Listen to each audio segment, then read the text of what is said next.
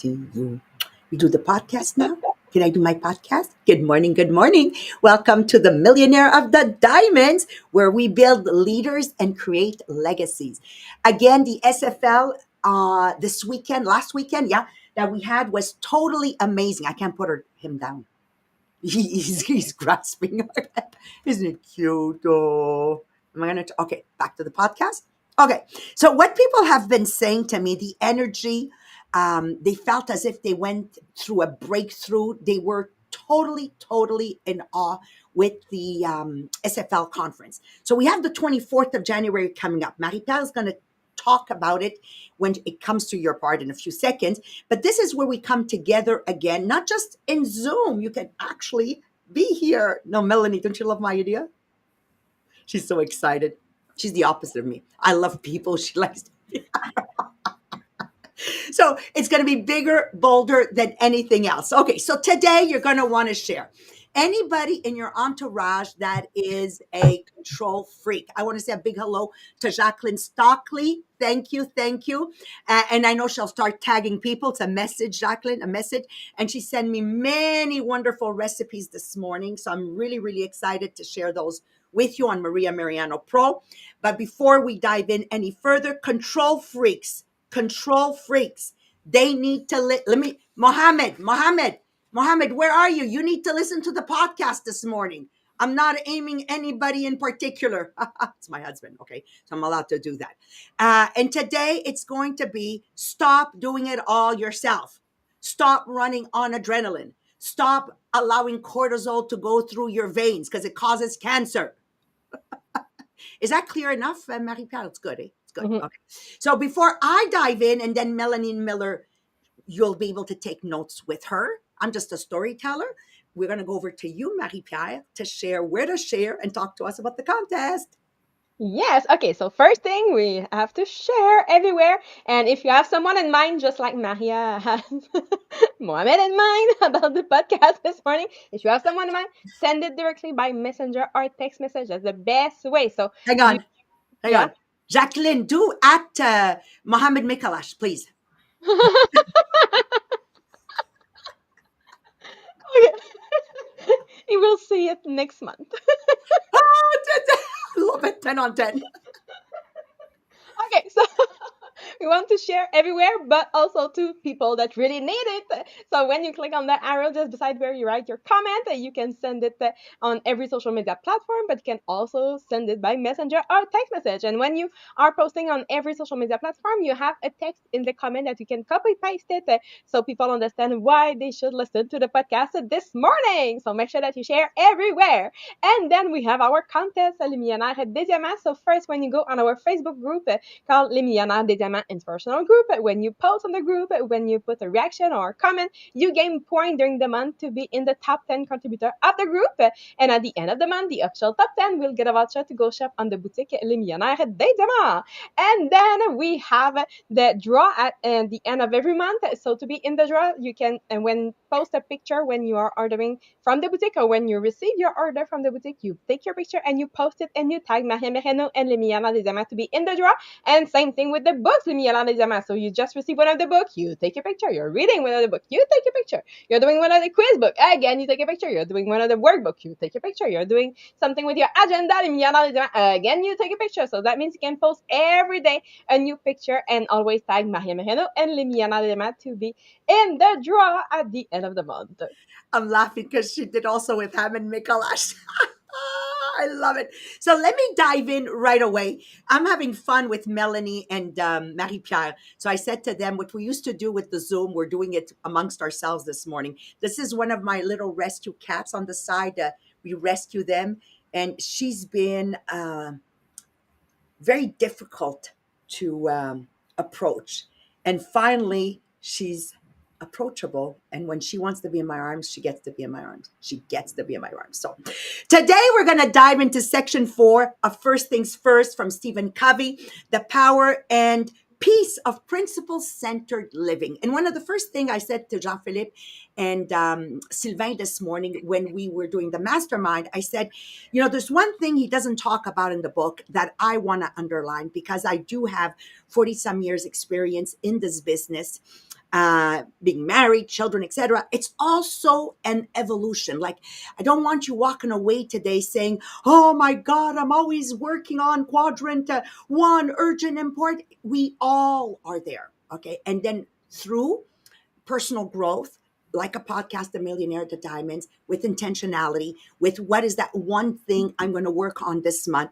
With time, we get to be there. Okay. So, living in quadrant two, that space where we focus on what truly matters before it becomes urgent, sounds beautiful, right? It is. It is, because I'm finally there. I'm finally there, and I'm surrounded with people like Melanie Miller, Marie-Pierre Tétrault, Annie Marchand. Oh, do you want to bite me this morning? Yeah, Annie Marchand. I'm going to put him down. Okay, I think that's enough. Annie Marchand, Jolie Chaillet, and it's wonderful to work there. But let me tell you, it is a work in process. So you don't have to hear this once and wake up tomorrow saying, voila, I am now living in fourth generation time management, and I'm constantly in quadrant two. No, it's a journey. It's not a revolution. It's an evolution. So quickly, I'm going to tell you one of my stories. I have so many, but I'll go with one. There was a time when I did everything myself, like literally pack boxes, receive boxes. We unloaded the trucks. We loaded the cars with Tupperware products. I did the recognition, the emails. Oh my God, just writing this yesterday, I said, I remember those days. My days were all about urgent importance. So I thank God I have a lot of stamina. uh, don't require really as much sleep probably as the average person. So I still was very close to my people. Did I really listen the way I listen today? No. Okay. Cortisol was high. Mind was racing, constantly putting out fires. That's quadrant one living. Been there. It's a survival mode. I'm very good at living in that quadrant, but it's not a place where we would have grown where we are today. And I know I was a control queen, like for me, something as simple as putting tablecloths, and you would have put them a little bit crooked, would drive me crazy. And then one day I just started saying, you know what, we're not going to put tablecloths anymore, because it doesn't make any sense where I'm teaching people how to put a tablecloth straight instead of doing the right things.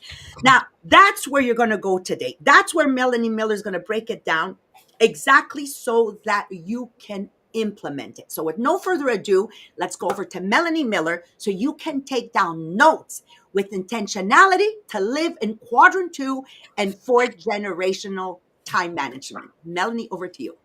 Okay, good morning, everybody. So let's unpack what Stephen Covey means by moving from time management to personal leadership, because that is the title of this chapter. He says that most people live in one of three generations of time management. We've talked about these before. The first generation, where you make notes and reminders, you react to things. The second generation, where there are calendars and planning, you try to schedule things. And the third generation, prioritizing, deciding what's most important each day. But then comes the fourth generation, and that's where real transformation begins. The fourth generation is not just time management, it's personal leadership. It's about leading your life, not managing your schedule. Covey says management works in the system, leadership works on the system. That means most people try to get through their to do list faster, but they never stop to ask why they are doing these things. In the fourth generation, you stop asking, how can I get more done? And start asking, should I even be doing this? Instead of focusing on activities and appointments, you focus on people and relationships. Instead of trying to do things faster, you look at the bigger picture. You begin to see your tasks as part of a larger process. You ask, why am I doing this? How does this help the mission? Is there a better way? Can someone else do it just as well? It's no longer about controlling everything. And I have been exactly where Maria was, trying to do everything myself. It's about empowering others. So, Covey gives us a classic example of a Monday morning in the office, and I'm sure you can all identify with this. You've already made your lists, you've planned the day perfectly, you know exactly what you're going to do at what time, what meetings you're going to go to, and then you get to work. And there are emails, there are calls, there are emergencies, there are demands from your boss to do something different. Your day explodes. Most people would start juggling tasks. What can I postpone? What can I delegate? What can I finish fast? That's still third generation thinking, deciding what is important to get done in the day. And the problem with this sort of thinking is that nothing ever really changes. All Monday mornings, and probably every day, is going to follow the same pattern. Plan things getting upended to try and fit in extra things. Now, the danger with this is that some people feed on this sense of urgency and love the feeling of importance it gives to themselves for being so much in demand. But it is probably not achieving the most important things, and no one is really addressing what they are. So fourth generation leaders think differently.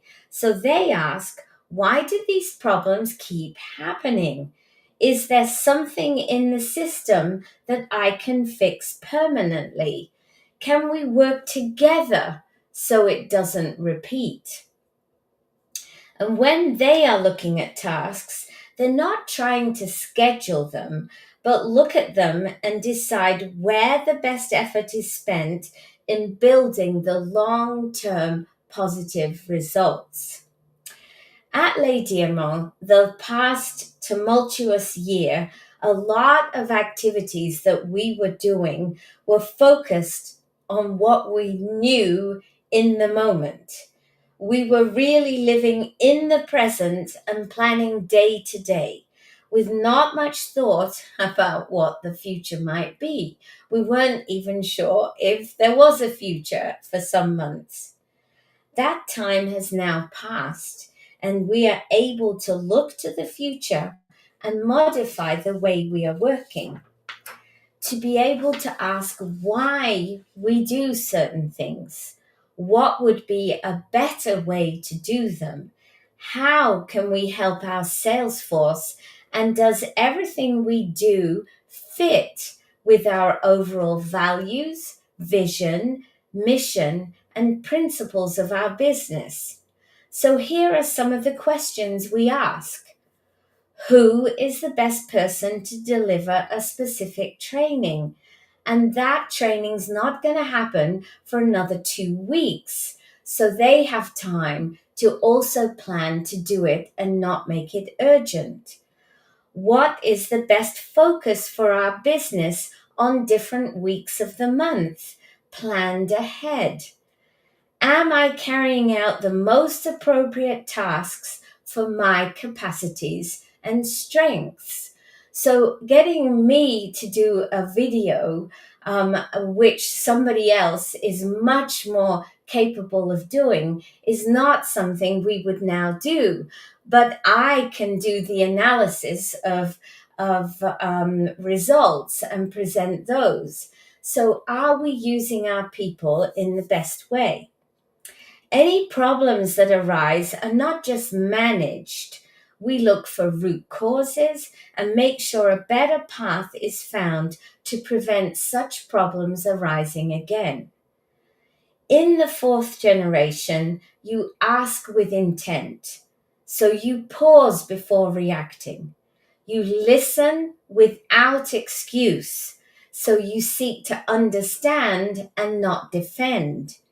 You act with courage. You make changes even if they're uncomfortable. That's what Covey calls living by the compass and not just the clock. The clock tells you what time it is.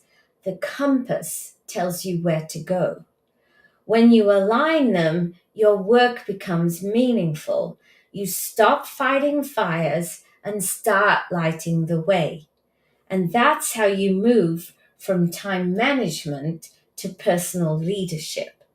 So now Marie Pierre is going to help us to look deeper and reflect on this shift in our own lives. So over to you, Marie Pierre. Thank you, Melanie. So now let's go into the quiz this morning. But just before, we just want to remember that when we do those quiz, it's not about perfection. It's not about finding the right answer, but it's really to have an idea of where we are right now so we can, after that, improve. Because most people think they just have a time management problem when in reality they maybe have a clarity problem, that they have no compass, or if they have a control problem, so they want to do everything by themselves, or it's a leadership problem that you are managing tasks instead of leading people. So the quiz will help you where you are actually are right now. So are you always in a crisis and control mode?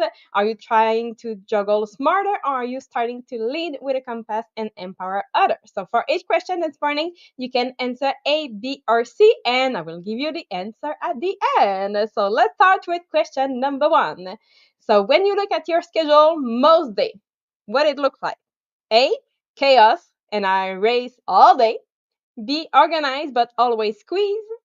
Or C, focus, and a few key priorities guide my day. Question number two. When you have someone that offer help, how do you answer? A, I refuse. It is faster that I do it myself. B, I accept the small parts but keep control. Or C, I delegate clearly and trust. Question number three. If you think about Maria and her tablecloth story, what, how would you react in that situation that you have people that want to help but place the tablecloth a little bit crooked? So A, I would fix every corner by myself. B, I would complain but keep using them. Or C, I'd simplify or remove the problem.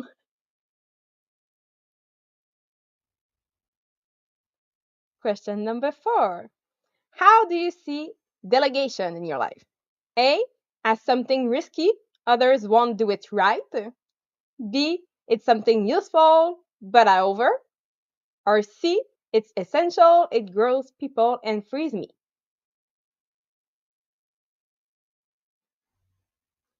And question number five. When one of your people in your team makes a mistake, what do? A, I react because it's just a proof that I should have done it by myself. B, I correct and move on, slightly frustrated. Or C, I coach, adjust the process, and let them try again. So did you get mostly A's, mostly B's, or mostly C's this morning? So if you have mostly A, you are the firefighter controller. So you live in the quadrant one. So urgent, reactive, indispensable, and exhausted. So you hold everything together, but at the cost of your peace and your team's growth. So the next step was start saying no when it's not something in your that you should do by yourself, and to delegate one simple thing this week. One. Don't try to delegate a lot this week. Start with one. If you never delegate something, start with one. And ask yourself, should I do this, before asking, how do I do this faster? Now, if you have mostly B, you are the juggler in transition. So you care, you plan, and try to be strategic, but whole habit will pull you back. So you touch that quadrant two, but urgency will often win. So the next step would be to choose a one quadrant two block weekly about planning, coaching, or system to make sure that it stays there. And each new yes must replace something. And you can experiment with empowering one person instead of rescuing one person in your week. And if you have it mostly C, you are the compass leader. So you are moving or starting to move into that fourth generation leadership, and you think in roles, system, people development, and long term impact. So the next step for you would be to guard your standard. So keep coaching and keep delegating. And then it's to help other move from that control to leadership. So be that example so you can help people realize how they can improve too. So 3 points to remember to go from time management to personal leadership. Number one, control feels safe, but it's a ceiling. Because the more that you own, the less your team grows. So remember that control is not the best option always. Number two, the quadrant one, so the urgent and important is necessary sometime, but it's not a place to be your home. So living there full time will lead to burnout and constant crisis. And number three is saying yes to everything will keep you only average. So saying yes only to what aligns with your compass will make you impactful. So remember, saying yes to everything just to be nice will just keep you in the average people. You want to be to make an impact, to make a difference in your life. So starting to say no will bring you there. So to say when to say yes and when to say no. So again, the quiz is not there to find the perfect answer, but it's really to be aware of where you are right now so you can work on that. Like Maria said, it's been 43 years that she works on that. It's not something that happens overnight. So remember that it's not because you take the decision to make a difference that tomorrow morning it's there. No, no, no. It's something that you have to work every day. And after a long, long time that you work on that, and it's something that you have to work every day because I'm really sure if Maria stopped to work on herself, she's going back to a control freak. So it's something that you have to work every day, even if you are already at the next step. So on that, I wish you a beautiful day, a beautiful weekend, and we'll see you next week. Bye, everyone. Bye, everyone.